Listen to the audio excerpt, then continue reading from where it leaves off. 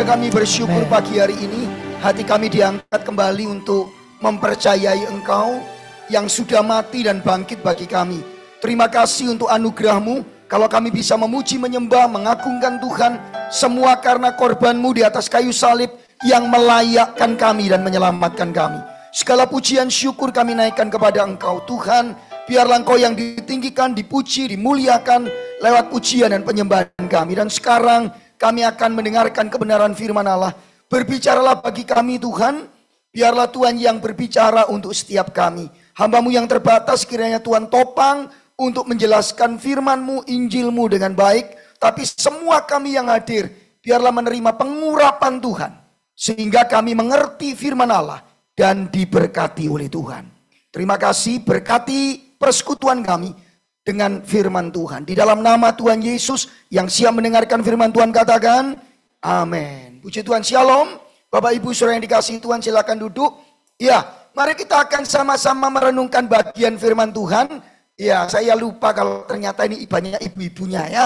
Tapi tidak apa-apa. Kita akan belajar satu tema siang ini. Sama-sama kita baca 1, 2, 3.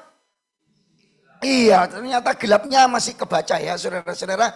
Oke, kita baca sama-sama sekali lagi. 1, 2, 3. Sisi gelap. Bapak Ibu, saya tidak sedang cocok ini ibu-ibu. Saya tidak sedang mengajarkan atau menyampaikan tentang bagaimana make up yang baik. Sekalipun seringkali sekarang ini kosmetik itu laris manis. Apa aja mereknya muncul banyak. Betul nggak sih? Iya kan? MS Glow. Ya, MS Glow ya. Itu setahu saya kalau namanya Glow itu ada Glow Ministry ya saudara. Tahu saya itu, tapi ada MS Glow. Ada lagi apa ini? Tuh yang terkenal. Ternyata mengandung yang buruk juga banyak.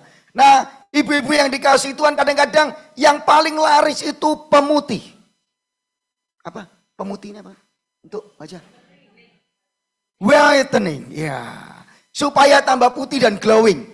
Saudara-saudara, tapi banyak ibu-ibu, nah saya nggak ngomong di sini ya, di gereja saya. Mereka pakai pemutih cuma di wajah. Di sini ya putih, di sininya enggak. Jadi sini putih, sini tetap gelap saudara. Nah ini hati-hati ibu-ibu. Tapi saya nggak membicarakan itu. Sisi gelap itu bukan itu. Mari kita buka Kejadian 9 ayat 18 ayat sampai ayat 23. Next, kita baca ayatnya. Saya bacakan ayat 18-19. Nanti yang penting-penting kita baca bersama ya. Ayat 20-21 itu penting. Nah, anak-anak Nuh yang keluar dari Batra ialah Sem, Ham, dan Yafet. Ham adalah bapak Kanaan. Yang ketiga inilah anak-anak Nuh. Dan dari mereka tersebar penduduk seluruh bumi. Kenapa dibaca? Karena nanti ada hal yang perlu kita garis bawahi di sana. Ini yang penting. Loh kok sama? Next. Ya. Oke. Kita baca sama-sama ya. 1, 2, 3. Terima kasih Kak. Sama-sama ya. 1, 2, 3.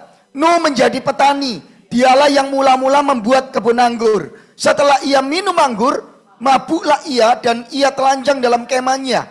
Maka Ham bapak Kanaan itu melihat aurat ayahnya.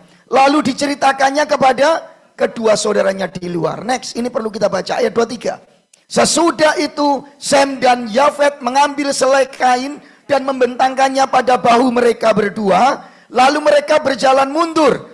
Mereka menutupi aurat ayahnya sambil berpaling muka. Sehingga mereka tidak melihat aurat ayahnya. Sama-sama, setelah Nuh sadar dari mabuknya dan mendengar apa yang dilakukan anak bungsunya Ham kepadanya.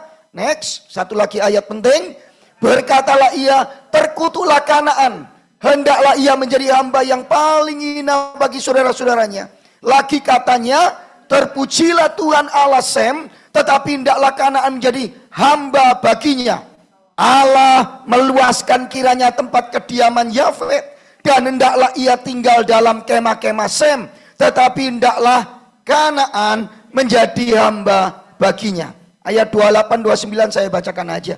Nuh masih hidup 350 tahun sesudah air bah. Jadi Nuh mencapai umur 950 tahun, lalu ia mati. Bapak Ibu, kalau kita memperhatikan cerita ini, maka kita akan segera melihat sisi gelap. Sisi gelap dalam hidup kita. Sekali lagi, ini bukan masalah wajahnya putih, lehernya gelap. Tetapi ini kehidupan kita. Ada 3 poin yang penting Ada 3 kebenaran yang akan kita renungkan dari teks ini. Ini yang pertama, next. Iya, langsung aja masuk. Yuk kita baca sama-sama. 1, 2, 3. Sisi gelap, siapa yang tidak memilikinya? Bapak Ibu punya sisi gelap? Sisi gelap itu semua yang kita sembunyikan. Saya mau ngasih ilustrasi opil sama apel sudah berulang kali di sini. Masih ingat? Nah, kalau istri saya masih, saudara, dia ikut saya kemana-mana. Ilustrasi yang sama pun dia hafal. Masih ingat opil sama apel? Bedanya? Wajahnya. Kalau opil itu, saudara-saudara, depannya O. Kalau apel, A. Kalau apel itu manis kecut. Kalau opil, terima kasih, saya gak usah nyoba. Gak usah nyoba, aku ada sini tahu rasanya. Halo. Nah satu lagi, apa bedanya opil sama apel? Kalau apel, taruh di atas meja. Kalau opil, nah itu bertobat saudara-saudara. Itu sisi gelap saudara. Saya ingin memberitahu saudara, itulah hal-hal yang buruk. Sisi gelap adalah hal-hal yang buruk yang kita lakukan. Dan namanya yang gelap, yang buruk selalu kita sembunyikan. Setuju enggak ini? Hati-hati Bapak Ibu. Ternyata di bawah kursi itu opil KB saudara-saudara ya. Tidak ada di sini. Saudara ada orang gereja ngopil. Saudara yang lebih ngeri itu teman saya kemarin ke pelayanan di Bogor. Wih ngeri saudara, gak tak cerita no. Lu guyune gitu ya. Gak tak. Saya kan malamnya itu enggak kemana-mana. Jadi saya memang saya ingin persiapan karena ada beberapa pelayanan yang menanti. Jadi saya enggak kemana-mana. Kemudian kami berdua akhirnya pergi ke depannya kafe. Nah Bapak Ibu, saya enggak cerita terlalu ya. Yang penting tahu itu jorok sih menurut saya. Tapi orang itu ngomong-ngomong gitu. Setelah melakukan hal yang jorok, misalnya ngopil, salaman saudara-saudara. Nah itu makanya saya pakai tisu basah. Saya enggak ngopil loh ya saudara, jangan salah ya. Dan saudara gak jorok ya. Nah saudara-saudara, itu hal yang dengarkan saya, sisi gelap selalu kita sembunyikan. Saya yakin kalau saya ke rumah ibu-ibu, saya tanya nih, semua hampir ibu-ibu ini, punya enggak?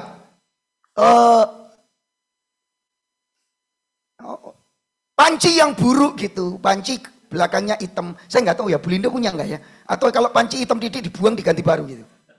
Halo, punya nggak panci hitam? Punya ya? Ada yang dipajang di depan rumah gitu.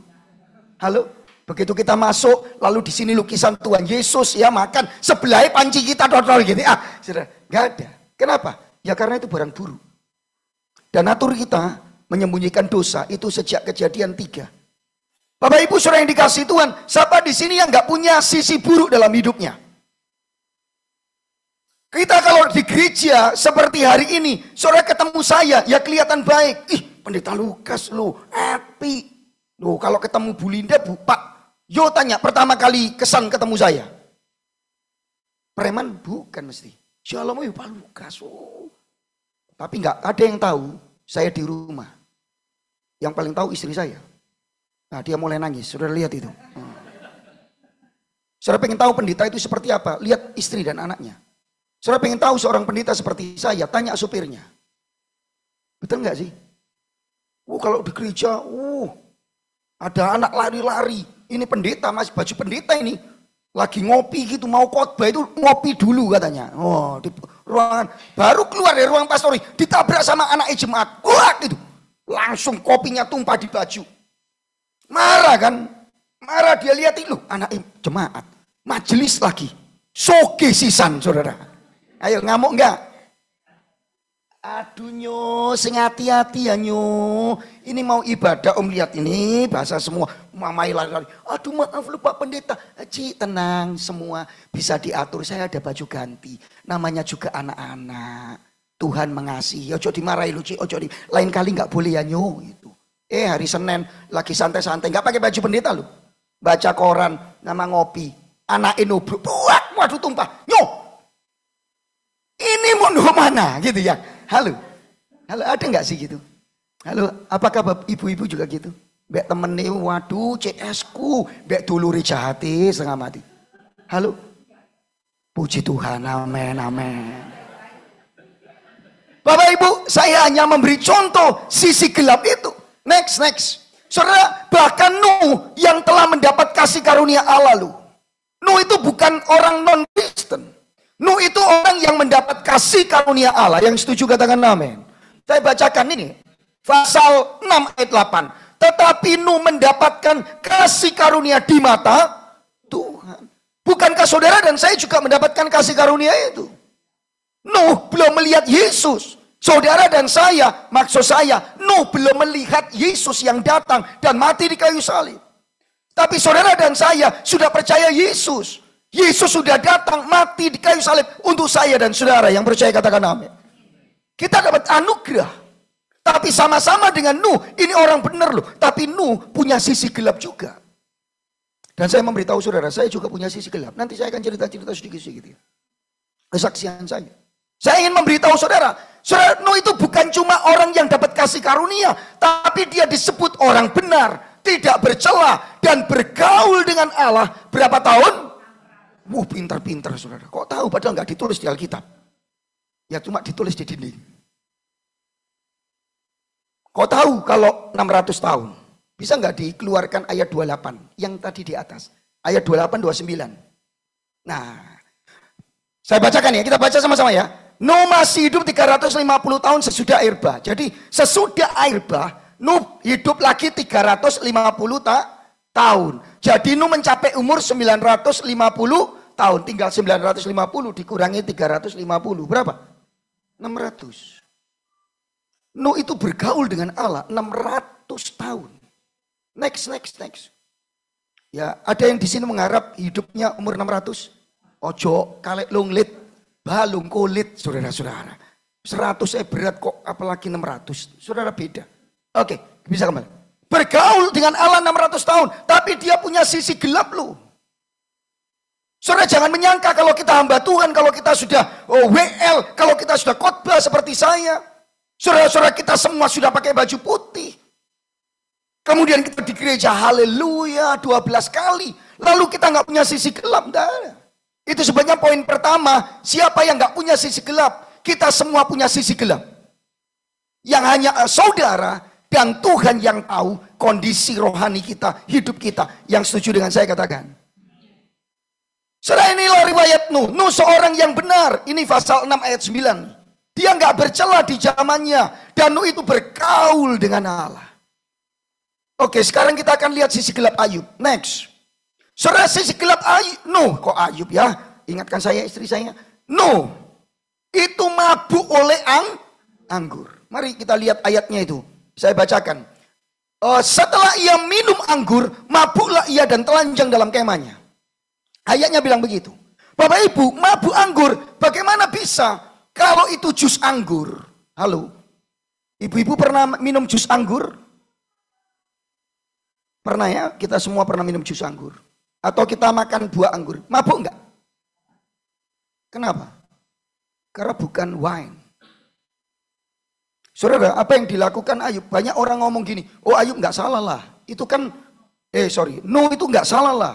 Dia kan pertama, terima kasih. Makanya saya bawa ini. Tim. Karena saya punya sisi gelap adalah pelupa. Jadi jangan salah ya. Saya ada beberapa orang mesti ngomong gini, Pak Lukas itu sombong. Saya itu lupa Pak Bro. Kadang-kadang enggak diajak senyum. Saya takut ngajak senyum nanti dipikir ganjen. Ngerti ya? Apalagi kalau ibu-ibu taci-taci. Tapi kalau senyum saya pasti senyum. Cuma ya itu saya mikir ini sopo ya gitu. Karena saudara ketemu saya sekali saya akan lupa. Kalau berkali-kali kalau Bu Linda gini saya lupa, kebacut memangnya kan gitu. Tapi saya lupa nama. Loh saya berkenalan dengan Bapak ini loh, saya sering ketemu. Tapi kalau tanya namanya siapa? Saya lupa Pak Ibu. Karena saya memang pelupa untuk nama-nama. Tapi kalau Samuel gini ya, apa long sak cilik aneh bareng aku ini saudara. Ini kan adik saya dulu kecil. Naik apa, keranjang tak surung saudara. Geblang-gebek itu dulu. Mainan, surung-surungan gitu. Bapak Ibu saudara yang dikasih Tuhan, kembali kepada firman Allah. Mabuk anggur itu perlu difermentasi. Kita nggak mungkin nggak. Saudara, sekalipun ayatnya berkata Nuh menjadi petani, dialah yang mula-mula membuat kebun anggur. Ya, ada beberapa tafsiran. Mungkin aja dia pertama kali membuat kebun anggur setelah air bah. Berarti dia akan yang pertama. Bapak. Yang kedua, tafsirannya adalah dulu anggur itu liar. Kemudian Nuh lah yang membuat kebunnya. Nah, dalam bahasa Ibrani memang kebun. Tetapi kata anggurnya itu berbeda dengan anggur ini. Tapi saya tidak ingin terlalu jauh. Bapak Ibu, nampaknya sudah ada budaya minum-minuman memabukkan di Timur Dekat kuno. Di Mesopotamia dan sekitarnya. Kemudian di Kanaan, di Mesir. Itu daerah namanya Timur Dekat kuno. Nah, ketelanjangan, belum waktunya. Ketelanjangan akibat kemabukan bukanlah kebaikan, itu aib yang memalukan. Jadi saudara, ini harus kita pandang sebagai sisi gelap Ayub. Dia mabuk, kemudian dia membiarkan diri minum berlebihan, kemudian dia telanjang di dalam kemahnya. Dan saudara, dalam dunia Timur Tengah, saya yakin kalau Bapak Ibu mengikuti ibadah di Oikos, saudara dengar teman saya Pak Yakob ngomong, ada itu budaya shame and honor. Dan saudara-saudara, memang begitulah di sana. Saudara, ini adalah aib yang memalukan, ini dosa karena kemabukan yang luar biasa. Ya, sedikit mengerikan sih, kita ini hidup di zaman yang sudah rusak. Sehingga ketelanjangan bukan lagi aib gitu kan. Di beberapa bagian hidup kita ini, itu menjadi biasa. Bapak Ibu. Tetapi saya ingin memberitahu waktu itu dosa. Dan ini harus kita sadari, ini sisi gelap. Saudara-saudara yang dikasih Tuhan, ada banyak sisi gelap dalam hidup kita. Mungkin kita nggak mabuk-mabukan. Tapi karakter, keburukan, sombong, mudah tersinggung, sakit hati, iri hati, semua yang pada ada hati-hatinya itu selalu menarik sebenarnya. Makanya kalau kita foto, gini ya, jangan dilanjutkan gini, lain ini ya, ini aja, jangan dilanjutkan kalau gini udah artinya beda. Ya, kita itu hati, tetapi tahukah saudara itu justru sisi gelap. Makanya semua yang ada hati, kata-kata itu digabung dengan hati, itu sulit untuk dideteksi. Contoh, tinggi hati. Kelihatannya rendah hati, tapi masalahnya hati lagi. Hati tempat dosa. Iri hati. Oh, enggak apa-apa. Yang beli kulkas tetangga, yang ribut ini kita gitu loh, saudara. Ada enggak gitu? Dan saudara, yang lain diberkati, di gereja kita enggak senang. Ada tante-tante pakai gelang baru. Gelang nyicil dipakai-pakai. Lu nyicil ngapain lu sih? Halo, yang nyicil dia. Ya biarkan dia yang mencicil kan gitu ya. Bapak Ibu, tahu mencicil? Ini mencicil saudara. Nah itu, gak lucu ya saudara. Receh sekali.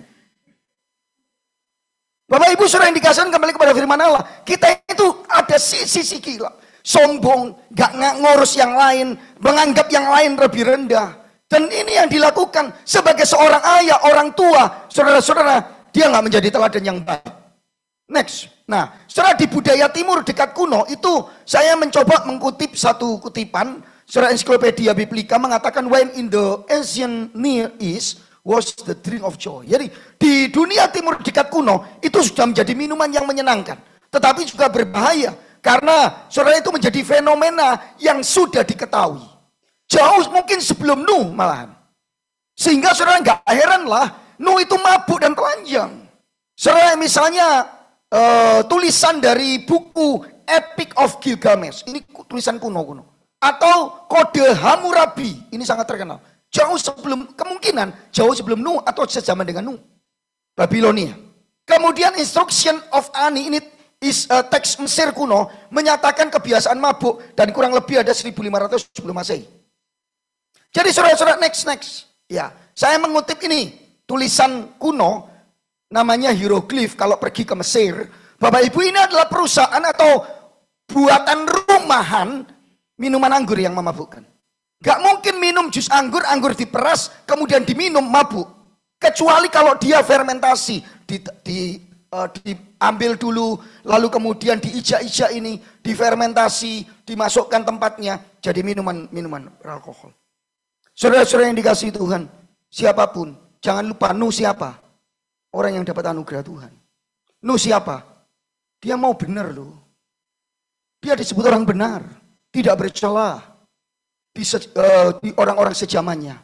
Nuh juga adalah saudara-saudara yang dikasihi bergaul dengan Allah. Tapi bisa jatuh, kita nggak kebal dengan itu. Kita nggak kebal dengan dosa, termasuk pendeta Lukas ini. Kita sedang bergumul dengan sisi gelap kita. Setuju dengan saya enggak ini? Yang setuju katakan amin. Hatilah, sombonglah. Kita bergumul dengan diri kita. Yang tahu kan saudara dengan Tuhan. Kita punya sisi gelap semua. Kalau saya tanya di sini, semua yang hidupnya benar, kudus, bergaul dengan Allah, benar-benar kudus ya. Angka 1 sampai 10 yang nilainya, dirinya menilai, dirinya itu angka 10 angkat tangan. Gak berani lah saudara. Saya juga gak berani angkat tangan. Karena kita punya sisi gelap. Nah sebetulnya dalam teologi Kristen atau PB, ya saudara adalah manusia baru di dalam Kristus. Yang ngerti katakan amin. Saudara sudah diciptakan baru melalui Kristus Yesus. Yang setuju katakan amin. Tapi kita masih bergumul dengan manusia lama. Makanya Paulus ngomong, tinggalkan manusia lamamu. Tinggalkan sisi gelapmu. Engkau ciptaan yang baru di dalam Kristus. Yang percaya katakan. Nah semoga saudara bisa nangkep khotbah saya dalam KPB. Next. Saudara bukan hanya Ayub. Sekarang sisi gelap Ham. Ham ini saudara adalah seorang anak yang melihat ketelanjangan ayahnya. Beberapa penafsir itu agak sedikit, ya menurut saya ya saudara. Saya membaca tafsiran-tafsiran, itu saudara sedikit mengerikan. Karena mungkin saja Ham ini melecehkan papanya. Tapi kok nggak sejauh itu ya. Beberapa saya lebih condong tidak sejauh itu. Karena saudara istilah melihat aurat itu bentuk eufemisme dari sebuah tindakan yang aib gitu. Tapi kemungkinan besar saya memilih yang tidak begitu. Karena melihat pun kemudian menceritakan itu buruk sih. Melihat pun itu saudara sebuah di waktu itu memalukan bagi orang tua dilihat oleh anaknya begitu. Sehingga saudara Ham melihat keterangannya itu aib yang memalukan saat itu. Yang kedua, dia melanggar kehormatan ayahnya.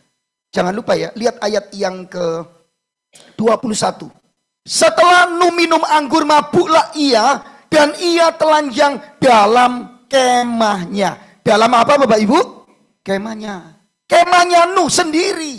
Tapi Ham loh bisa masuk ke kemah ayahnya tanpa izinnya. Melanggar kehormatan ayahnya. Saya nggak tahu hubungan Ham dengan Nuh nampaknya kurang baik.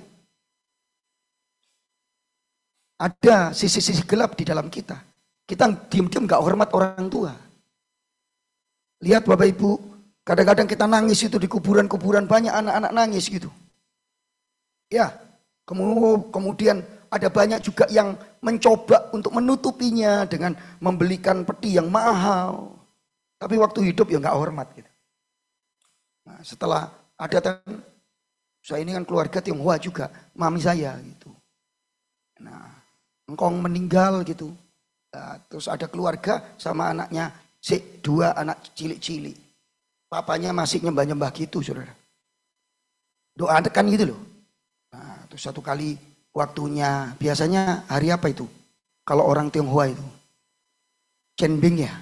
Nah, ada fotonya di rumah, dikasih buah kesukaannya. Duren, using mahal-mahal, saudara. Apel gitu. Terus di depan itu makanan kesukaannya. Sioke, siobak. Suike, kok lengkap ya saudara-saudara. Jam berapa ini? Ya belum. Saudara-saudara, lengkap gitu. Lalu, ya walaupun sedikit-sedikit. Lalu papa mamanya semua, kamu coba. Semua lihat-lihat gitu. Gak serius, papanya marah. Terus anaknya nyeletuk. Apa? Waktu opa sehidup baik cuma ikan asin. Ngono ya. Ngapain pak? Ngono. Wih papanya langsung masuk itu. Bapak Ibu saudara yang dikasih Tuhan. Nih, sisi gelapnya, melanggar kehormatan. Jangan lupa dia dari tenda. Yang berikutnya, tidak peka terhadap kegagalan orang lain. Justru membicarakan. Nah ini yang kadang-kadang relate dengan kita kan. Kalau teman kita, hamba Tuhan, jatuh. Apa yang kita lakukan? Kita bicarakan. Kita gosipkan. Halo, kita ini nggak peka terhadap kegagalan. Sebagai orang tua, apakah kita peka terhadap anak-anak kita? Apakah kita saudara anak gak berhasil, ngamuk-ngamuk. Loh ada loh Bapak Ibu. Dan saya menangis. Beberapa itu nangis karena sejak kecil ditinggal papanya. Kasus rumah tangga. Yang maaf ya, selingkuh gitu yang laki. Dan bukan cuma sekali. Gitu. Satu kali, sampai satu kali istrinya juga marah. Istri. Wis Pak Lukas, saya bunuh aja ini suami saya. Terus saya ngomong, ya sudah kamu bunuh saja. Oh dia kaget, wih pendeta kok gitu sih Pak Lukas. Lah berarti kamu kan gak niat sebetulnya. Saya banyak omong, kamu ke gereja konseling di sini. Hati-hati ya saudara, jangan ngomong, bunuh saja, jangan Pak Yu. Nanti pas bunuh sungguhan kita masuk itu ya, direkam lagi ya. Saya tahu siapa dia karena dia jemaat saya. Jadi dia nangis-nangis ke gereja. Saya layani yang perempuan, saya layani laki. Dua-dua bermasalah. Masalahnya mana? Sisi gelap. Nanti di bagian kedua kita harus melihat. Kita orang berdosa semua. Mereka ada di dalam Kristus. Sudah baptis? Sudah. Sudah percaya Yesus? Sudah. Sungguh-sungguh dalam Kristus. Ya aktif. WL. Malas yang laki ini kadang renungan firman Allah. Lalu. Tapi bukan berarti kita tidak ada sisi gelap dalam hidup kita. Next. Supaya cepat. Next. Ingatlah bahwa tidak seorang pun di antara kita yang kebal terhadap dosa. Kita semua adalah anak-anak Tuhan yang masih terus-menerus bergumul dengan dosa dan kedagingan dengan sisi gelap kita. Yang setuju katakan. Jadi hari ini, poin pertama, saya ingin semua sadar, waspada, aware bahwa kita ini bergumul dengan sisi gelap kita. Jangan kita selalu fokus sisi gelap orang lain, suamiku, keluarga yang lain, anak Tuhan yang lain. Kita nggak pernah aware, kita ini punya sisi gelap dalam hidup kita. Kita punya sisi gelap. Namanya aja sisi gelap, namanya aja opil. Selalu disembunyikan dan tidak terlihat. Sembunyi dari balik senyum kita yang manis, keramat tamahan kita. Tapi kita sebetulnya sombongnya minta ampun, gak kenean. Saudara kita ini keras, keluarnya itu lembut sama orang luar. Tapi di dalam rumah kasar, keras, gak perhatian. Di luar kita bisa perhatian, di tempat pelayanan kita bisa begitu perhatian. Tapi di rumah kita gak punya perhatian untuk orang-orang di rumah kita. Kita bisa model begitu loh. Halo Bapak Ibu, mari sadarilah kita. Yang kedua, next. Ya, mari kita sadar, kita terus bergumul dengan itu. Maukah kita menyadari dan mengakui sisi gelap kita di hadapan Tuhan? Khusus siang ini pikirkan, apa ya yang sisi gelapku? Karena gak ada orang yang gak punya sisi gelap. Apalah yang perlu dikikis oleh Tuhan? Ini kalau bahasanya yang gerakan sekarang, apa sih berhalaku sama Bapak Ibu? Apa sih manusia lama yang mesti masih terus kulakukan? Ketelanjangan tadi kan bicara soal pornografi mungkin. Kemabukan, judi. Saudara, tapi juga ada banyak sisi kita senang membicarakan orang lain, sombong, iri, pengen gitu. Saya nggak tahu di mana, saudara. Next, yang kedua, saudara, ini poin yang kedua yang saya ingin sampaikan lewat kebenaran ini. Kita baca sama-sama, 1, 2, 3. Akibat sisi gelap, kerusakan, luka dan hukuman. Tahukah saudara, sisi gelap itu selalu ada konsekuensinya. Next. Saudara-saudara, kisah sisi gelap Nuh dan Ham menunjukkan adanya konsekuensi dari sisi gelap manusia. Saya terang saudara. Setelah Nuh sadar dari mabuknya, saya bacakan aja. Setelah Nuh sadar dari mabuknya dan mendengar apa yang dilakukan Ham anak bungsunya kepadanya, berkatalah ia. Dia bangun, dia marah nampaknya. Saudara, terkutuklah Kanaan. Hendaklah ia menjadi hamba yang paling hina bagi saudara-saudaranya. Yang menarik, yang lihat auratnya Nuh itu anak namanya siapa? Namanya siapa? Ham. Tapi yang dikutuk siapa? Kanaan. Kanaan ini anak Ham, putuwe saudara, cucuke. Menarik ya. Tapi saya nggak mau khotbahkan sekarang. Cuman saya ingin memberitahu, saudara, konsekuensinya itu sampai keturunan berikutnya. Saya tidak percaya dengan kutuk keturunan. Mohon maaf ini, kalau saudara percaya. Tapi saya nggak percaya, karena kutuk keturunan ini tidak ada sebetulnya. Tapi akibat dosa kepada keturunan kita itu ada. Nangkep ya? Misalnya nih, saya keras sama anak saya. Anak saya bertumbuh di dalam kekerasan saya. Jadinya seperti siapa? Papai. Dia punya anak, jadinya seperti dia. Siapa? Loh itu loh, terus. Nangkep ya? Pak Lukas, kalau terkait dengan okultisme, oh ya, saya setuju, bisa. Nah, itu perlu diputuskan. Kalau terkait okultisme, penyembahan berhala, anaknya dipersembahkan kepada berhala, didoakanlah. Tetapi kematian Kristus menyelesaikan semua hukuman. Yang setuju katakan sempurna. Tapi saya tidak bicarakan itu. Cuma masalahnya adalah Bapak Ibu, ini akibatnya, konsekuensinya itu. Next, saya mau teruskan. Next, konsekuensi kerusakan hubungan yang pertama. Saudara-saudara yang dikasihi Tuhan, bukan hanya Nuh dengan Ham. Nuh marah karena dibicarakan, Nuh sakit hati sebagai ayah, terlukai hatinya. Tapi dengan kutuknya, bukan hanya kepada Ham, tapi sampai cucunya. Bukankah Ham juga terlukai? Saya menduga, ini penafsirannya. Saya menduga kenapa Ham mau lihat aurat ayahnya. Apakah dia tidak tahu hukum shame and honor waktu itu? Saya yakin tahu. Tapi pasti ada sesuatu di sana yang Alkitab memang nggak menjelaskan. Jangan-jangan anaknya punya dendam, sakit hati. Dan ini sisi gelap. Tapi problemnya kerusakan hubungan bukan antara Nuh dan Ham. Tapi Ham, Sem dan Yafet. Karena mereka berselisih paham. Ham ceritakan, kemudian Sem dan Yafet menutupi dari belakang. Yang jelas kerusakan sampai cucu loh saudara. Berulang kali Kanaan namanya disebut dan bukan Ham. Bukankah karena sisi gelap kita banyak saudara hubungan yang rusak. Hubungan di gereja, relasi kita suami istri, orang tua dan anak. Kita nggak suka, kita benci. Saudara tahu kenapa saya tadi kan belum selesaikan kesaksian saya. Ketika cowok itu, bapak itu yang gak benar selingkuh begitu ya. Beberapa kali berhadapan dengan saya, kemudian saya tanya, kenapa kamu gitu? Dia teriak nangis. Saudara. Setelah beberapa saat, ya sekitar 1 jam lah kita ngomong-ngomong. Saya tanya, kenapa sih kamu kok gitu, gini. Apa akar problemnya? Dia nangis, dia cerita. Makanya gayanya saudara-saudara juga tidak terlalu maco. Kalau saya ini kelihatan maco kan saudara. Kalau nggak ngomong, saya tak maco no ini saudara.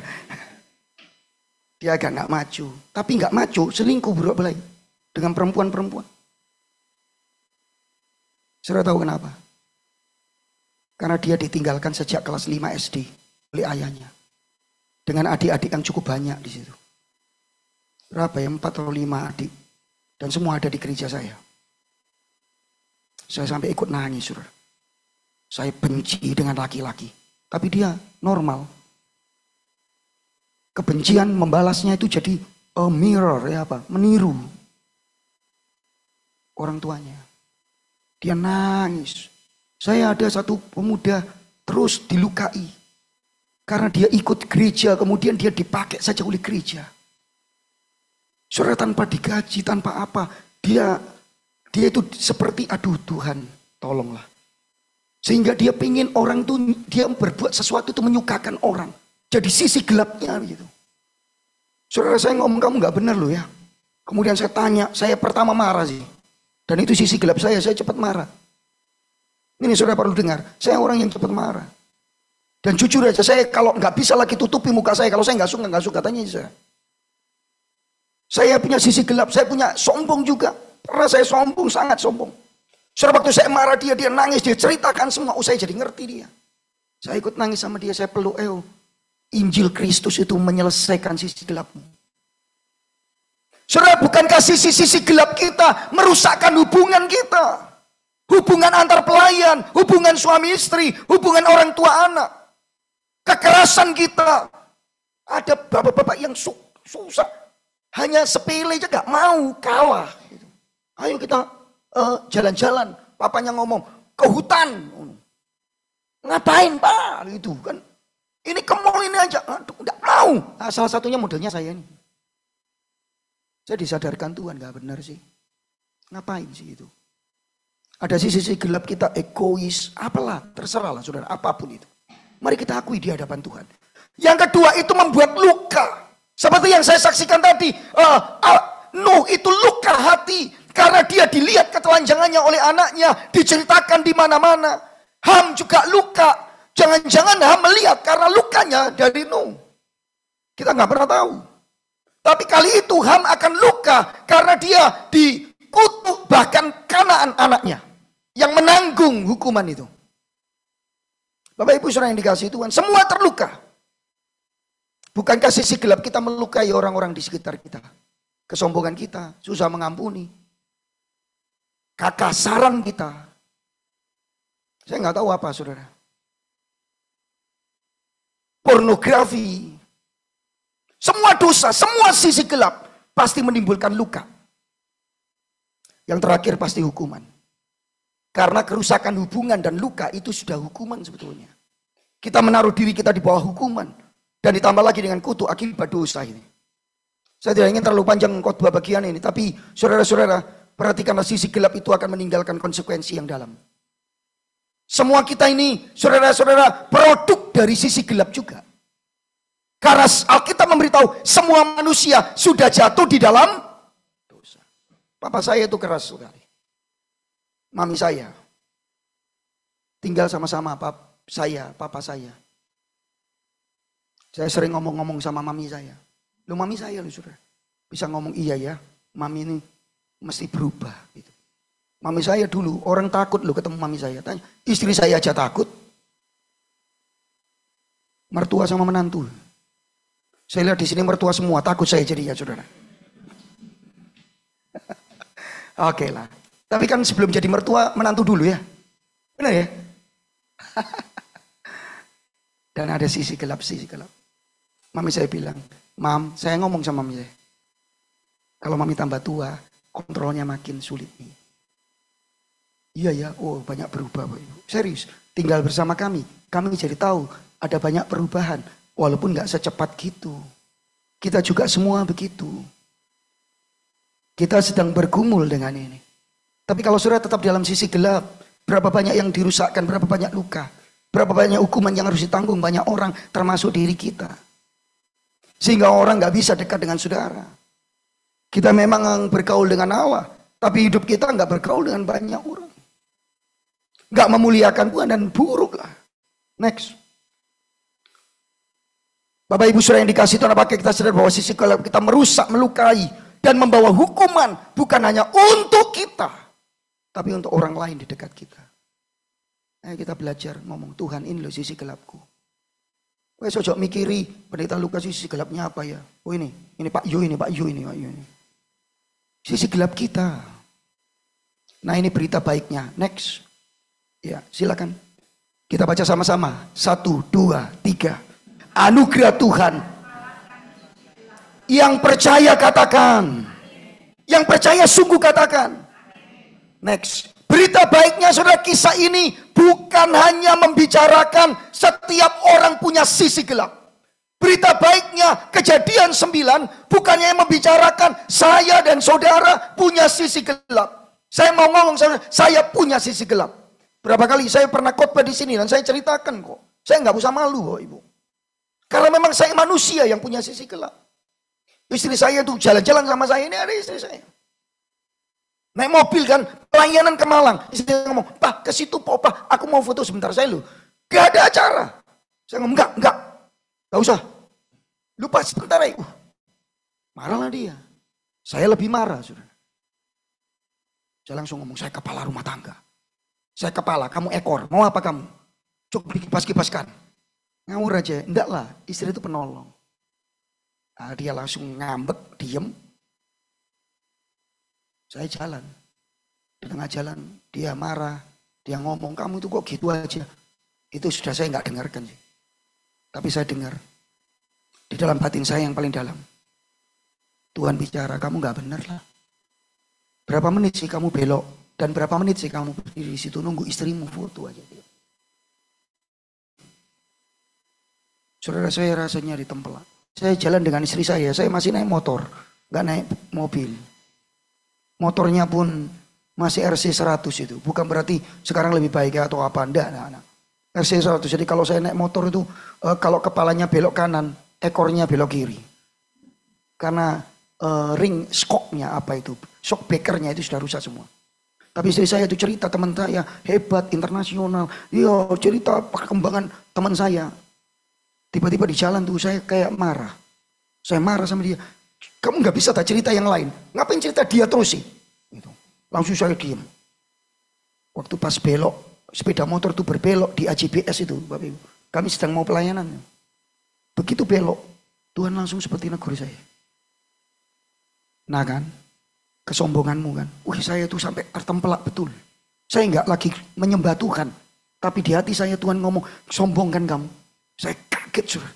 Saya nangis di jalan, helm saya tutup. Supaya istri saya nggak lihat saya nangis. Terus saya ngomong, Ma, suara saya pasti getar. Ma, cerita lagi. Saya sudah ngambek. Ngapain aku cerita dia, kamu marah-marah. Apa sih kamu kok marah-marah? Saya sudah nggak ngomong dia, saya nangis. Cerita Oma, saya ambil nangis. Sepanjang jalan saya berdoa, Tuhan ampuni. Ngapain sih saya? Dia memang berhasil. Oh, apa sih kamu? Kenapa marah?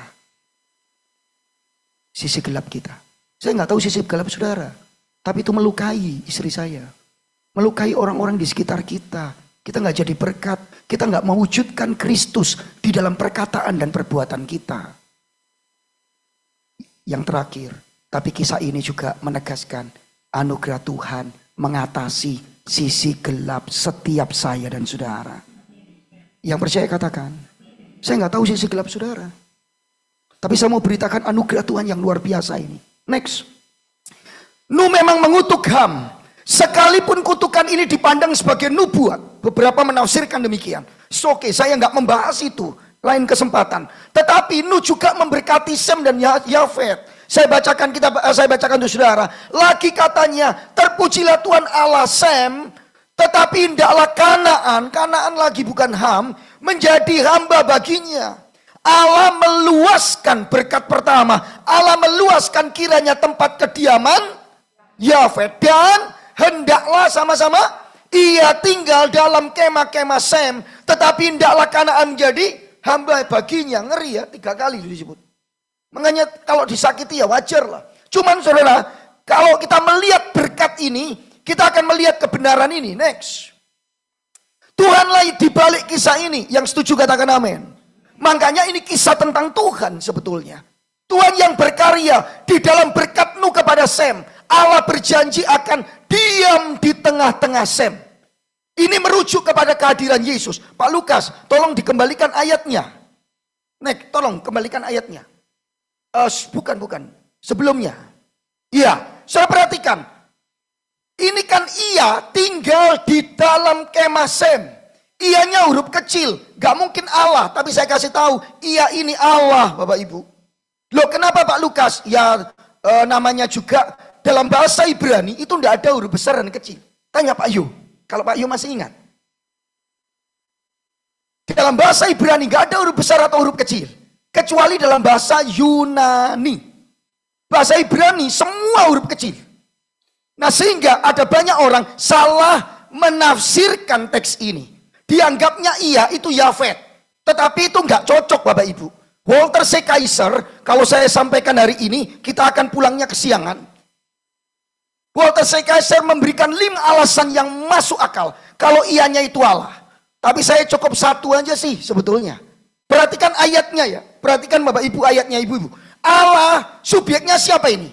Allah meluaskan kiranya tempat kediaman Yafet. Subjeknya siapa? Allah. Dan ia tinggal dalam kemah-kemah Sem. Kalau gitu ia ini subjek. Subjeknya di atas Allah. Gak mungkin objek menjadi subjek. Secara sintaksis atau tata bahasa gak mungkin. 1. Yang kedua, Bapak Ibu. Yang kedua, secara kronologis narasi, berkatnya Sem sudah ada. Berkatnya Yafet udah. Berkatnya Sem belum. Makanya tidak ada cara lain kecuali kalau Allah berkatnya akan tinggal di kemah-kemah Sem. Yang percaya, yang mengerti katakan amin. Tolong next. Saudara, sehingga itu cocok dengan benang merah keselamatan di dalam Kristus atau teologi penebusan atau teologi perjanjian atau teologi keselamatan. Kok bisa Pak Lukas? Iya, Tuhan akan berdiam di kemah Sem. Nanti keturunan Sem dipilih Tuhan 1 orang. Namanya Sem, kemudian Terah, lalu Abraham. Abraham keturunan Sem, bukan Yafet, bukan Ham. Dari Abraham punya anak namanya Ishak. Ishak punya anak namanya Yakub. Yakub punya anak namanya Israel, 12 suku. Dari Israel itu, kemudian mereka ada di Mesir. Lalu Tuhan ngomong sama Musa. Ingat Musa ya? Musa keturunan Abraham, keturunan Sem. Musa, bangunkan tabernakel supaya aku berdiam di tengah-tengahmu. Nangkep ya? Dan Tuhan memilih Abraham untuk Tuhan membuat bangsa di mana Tuhan diam di tengahnya. Kemudian dari tabernakel dibangun bait Allah, Tuhan berdiam di tengah-tengahnya. Kemudian di perjanjian baru, Yesus berkata, dialah firman yang berkemah, yang diam di tengah umatnya. Yohanes 1 ayat 14. Nangkep? Tuhan akan hadir di sana. Untuk apa? Untuk mengalahkan sisi gelap kita. Untuk apa? Untuk menopang kita berkemenangan dari sisi gelap kita. Seterusnya yang percaya katakan. Yesus ini merujuk kepada kehadiran Yesus di atas kayu salib. Karena hanya dengan kematian dan kebangkitan Yesus, sisi gelap saya dan saudara dikalahkan. Yang percaya katakan amin. Sehingga kita yang percaya kepada Yesus, saudara bukan manusia lama. Saudara ciptaan baru, manusia baru di dalam Kristus. Yang mengerti katakan. Next. Saudara-saudara, yang pertama dia datang mati dan bangkit mengalahkan sisi gelap manusia. Orang-orang yang berdosa termasuk saya dan saudara. Yang setuju katakan amin. Yang kedua, bukan cuma dia datang sekali kemudian mati selesai. Next. Tapi dia terus tinggal bersama kita. Yang percaya Tuhan tinggal bersama kita katakan. Dia tinggal bersama kita untuk memegang tangan kita. Memampukan kita berkemenangan dari kesombongan. Dari ketidakberdayaan kita pada sisi gelap kita. Saudara kita dimampukan untuk mengalahkan sisi gelap. Bukan karena kita rohani dan baik. Tetapi karena tangan kita dipegang oleh tangan Tuhan Yesus yang kuat. Yang telah mati di kayu salib bagi saya dan saudara. Itu sebabnya mari kita dekat Tuhan. Mari kita memeriksa hidup kita. Saya akhiri khotbah saya saudara. Next terakhir. Apakah kita mau datang kepada Yesus Kristus untuk menerima kemenangan atas sisi gelap kita? Maukah saudara berjalan dengan Yesus yang sudah mati dan bangkit di atas kayu salib? Untuk menang dari sisi gelap kita. Menang dari sakit hati kebencian. Menang dari melukai orang lain. Menang dari kekasaran mulut kita. Menang dari kesombongan kita. Menang dari semua dosa-dosa yang sebetulnya seperti opil yang kita sembunyikan. Tuhan memberkati saudara. Yuk kita bagi berdiri bersama-sama.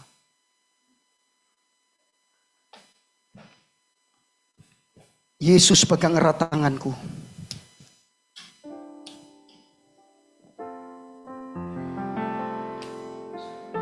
Yesus pegang erat tanganku. Ku tak dapat hidup di luar kasih-Mu. Bapa, jangan tinggalkan aku. Engkau alasan selama ku hidup. Yesus pegang erat tanganku. Ku tak dapat hidup tanpa kasih-Mu Tuhan.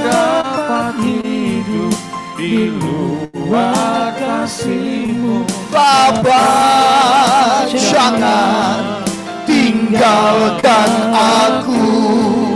Engkau alasan selama ku hidup.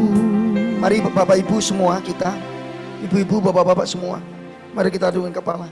Apakah sisi gelap kita hari ini yang perlu kita akui di hadapan Tuhan? Gak perlu lihat sisi gelap orang lain karena kita memilikinya. Apakah kita mau jujur di hadapan Tuhan, mengakuinya? Tuhan ini, Tuhan tolong, aku gak mampu. Karena sesungguhnya saya dan saudara gak mampu tanpa Yesus. Pegang tanganku. Kematian-Mu di kayu salib, kebangkitan-Mu atas kematian yang memampukan kami untuk mengalahkan sisi gelap kami. Bisa mengampuni, rendah hati, takut Tuhan. Apapun sisi gelap kita yang perlu kita tinggalkan. Kita minta kepada Tuhan, Tuhan Kau yang memampukan. Mari kita datang kepada Tuhan secara pribadi, kepada Tuhan. Bekerjalah Roh Kudus, bekerjalah Tuhan. Pegang tangan kami. Lawat setiap kami Bapa. Topang kami.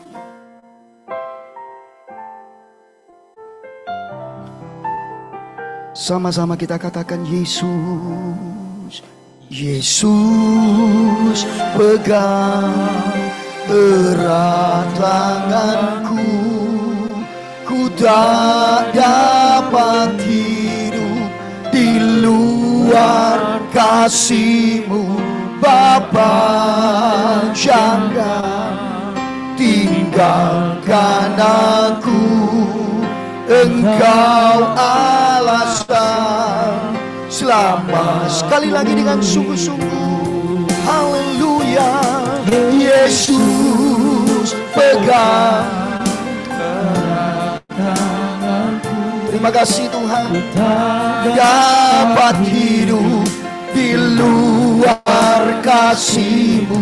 Bapa, jangan tinggalkan aku, Engkau alasan selamatku. Katakan Kau alasan, Engkau alasan selamatku hidup. Bapa di dalam surga, kami bersyukur untuk siang ini. Kiranya Engkau berbicara bagi kami, setiap kami. Ini hidup kami terbuka di hadapan Tuhan. Engkau yang tahu kekurangan kami, Engkau yang tahu sisi gelap yang kami seringkali sembunyikan Tuhan. Tapi sebenarnya Engkau tidak tersembunyi, Engkau enggak tertutup untuk melihat hidup kami. Topang kami mengakuinya Tuhan. Kami datang kepada Engkau karena kami dimampukan untuk berkemenangan. Di dalam Engkau kami menerima kemenangan yang sejati. Tolong setiap kami Tuhan, pegang tangan kami, terus kami rindu mendekat kepada Engkau, karena di dalam Engkau ada kemenangan yang sejati. Terima kasih, biarlah siang ini kami menikmati oleh anugerah-Mu kemenangan yang sejati dari sisi gelap. Ampuni kelemahan kami, ampuni Tuhan, ampuni kami, dan pulihkan kami, sehingga kami hidup bisa dimampukan untuk memuliakan Engkau. Terima kasih untuk kebenaran-Mu, terima kasih untuk kehadiran Tuhan. Di dalam Kristus Yesus kami berdoa. Yang percaya katakan, amin. Amin. Silakan duduk kembali Bapak Ibu Saudara.